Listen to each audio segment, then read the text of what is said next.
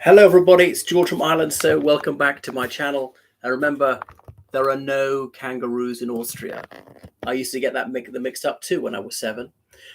Anyway, so what's the latest from Belarus? Well, today is a melancholy anniversary. You can cast your minds back 3 years ago when President Alexander Lukashenko staged his rigged election, and he claimed to won 81% of the vote, but that's probably a lie. And Svitlana Tsikhanouskaya, the opposition candidate, was very likely the winner. Remember, he barred most opposition candidates from standing. Mrs. Tsikhanouskaya's husband was one of them, and he's still serving a lengthy prison sentence for exercising his constitutional rights. Because anyone who opposes President Lukashenko is a so-called extremist. It's a worrying trend that spread to the United Kingdom that people are branded extremist, that somehow they're unpeople, they'll be deprived of their human rights, they can't say this, they can't do that, can't work in this occupation, they can't pursue that profession, they can't study things like that. I mean, the UK is going down in a totalitarian direction due to liberal leftist bigotry. But anyway, that's a digression. So Lukashenko, he claimed to have won this election. There were massive protests on the streets. Now, political scientists have said that over 3.5% of people take to the streets, that'll bring down a regime. Now, sometimes that works. In this case, it doesn't. So he's got a very large police force like Russia. Center of Moscow, you've never seen so many police officers in your life. And those are the uniformed ones. They're the plainclothes ones as well, who might not be quite so blatant. So tens of thousands of people arrested, certainly thousands of people imprisoned. This in a country of 9 million people. The wide-scale use of torture, often beating people on non-public areas of their body. When they get into the police station, hitting them on the kidneys and so on, not the hands, the face, which would be easily seen when they're released. So they've got to take their shirt off to show that to you. Intimidation, you do this, or you'll be severely beaten up, or you'll be sacked, or your daughter won't get her university place, or your uncle will lose his pension, things like that. And that largely worked. But the one thing is the doors are open. Unlike the Soviet era, if you want to go, you can go, because they consider that less of a problem than having to contain you in the country, which is why Mrs. Tsikhanouskaya and her 2 children were allowed to go overseas. I'm very proud to say that she learned her English and she gained her passion for freedom in Ireland. Hooray.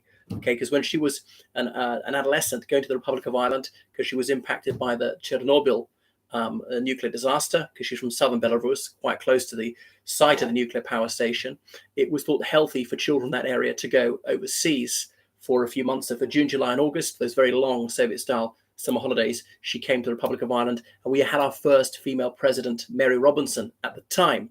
Perhaps she's a distant relative of mine, given the surname, maiden name, I mean. Anyway, so Mrs. Tsikhanouskaya is abroad. She's addressed the European Parliament and so on.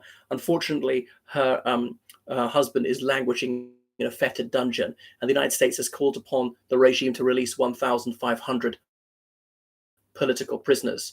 Now, in fairness to Lukashenko and his merry mob, they've not actually killed that many people.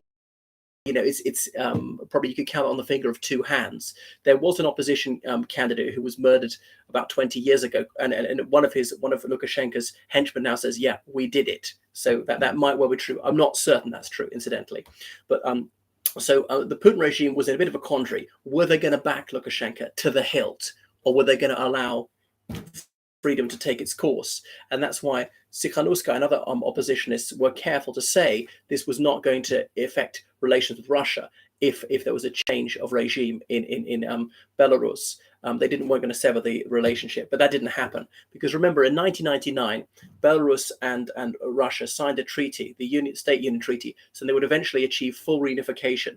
Putin was eventually frustrated that over 20 years later, it still hadn't happened. They're coordinating a lot. In Belarus, they speak Russian more than Belarus, and to the extent that even speaking Belarusian is a bit controversial sometimes. But the government does everything in both languages on the website, and there are plenty of indigenous Belarusians who can't speak that language at all.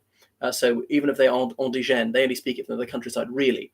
But Lukashenko's even imprisoned people for advocating what he himself vowed to do in a legally binding treaty, saying, yeah, let's fully reunite with Russia.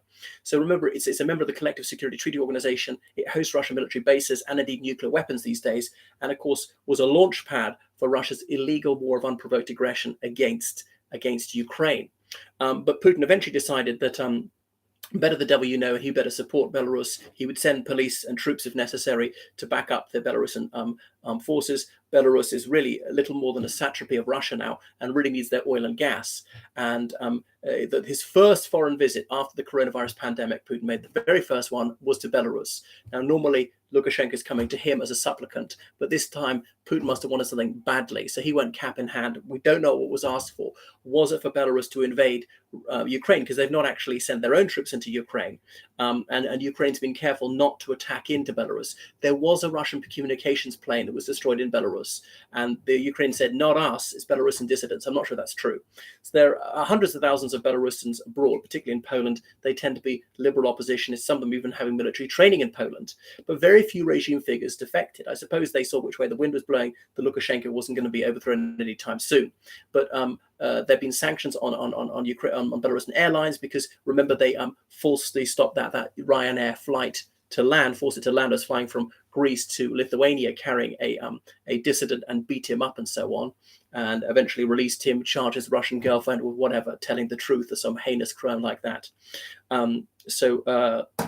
What's the next thing? And Belarus is their flag carrier. But the latest announcement from the United States is sanctions on Belarus and various important industries in tobacco and steel and so on.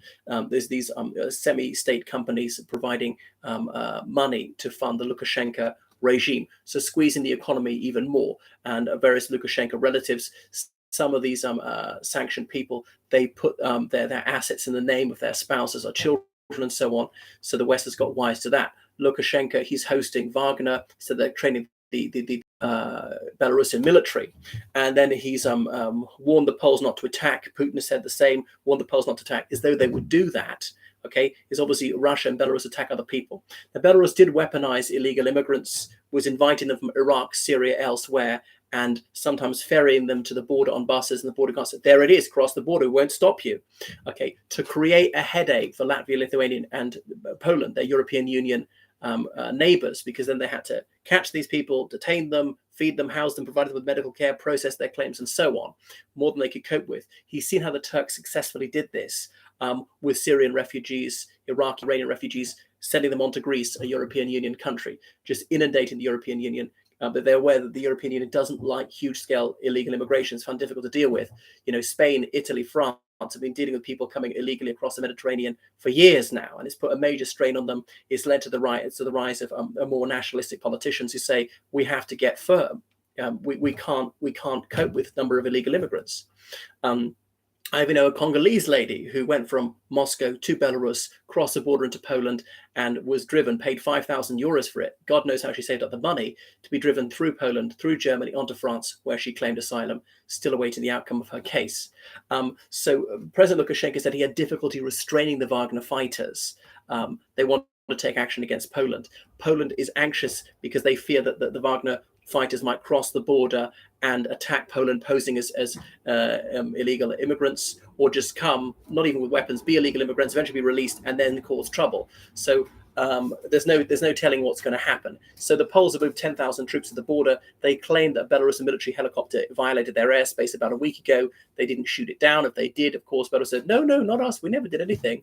And would this be casus belli and so on? But what can Russia do? They've got nuclear weapons, so their conventional wars are stretched to the limit, which is why they're raising the conscription age to get more people in. I'm sorry to say that Lukashenko's regime is fairly secure. I didn't think it was going to fall in 2020. I thought there was a significant chance, like maybe a 35% chance, but I was correct. It didn't. I think the chance of it falling now, in the near future, is low, like 10% this year. Will he still be in office in 5 years from now? I give that maybe a 60% chance. We shall see. He's no spring chicken. He was born in 1954. He's slightly younger than Putin. But the dissidents have largely left. There are very few demonstrations these days. He's got more or less total control of the media. And ironically, the Ukraine war has made him more secure because Putin needs him more than ever. So there's a fractious relationship between the two. It shows that that Russia didn't have total control even over one of its satellites, which was dependent on its cut price oil and gas. And the Ruskies were finally hacked off that their largesse was not resulting in better cooperation from Belarus, not resulting in full reintegration. But nevertheless, there's been no advocation by either side of full reunification in the foreseeable future. So thank you so much for watching this channel. And if you live in a free country, Be grateful. Just don't take it for granted. There's so many tyrannies around the world. Lukashenko's regime is a dictatorship, and a malevolent one at that. Toodaloo.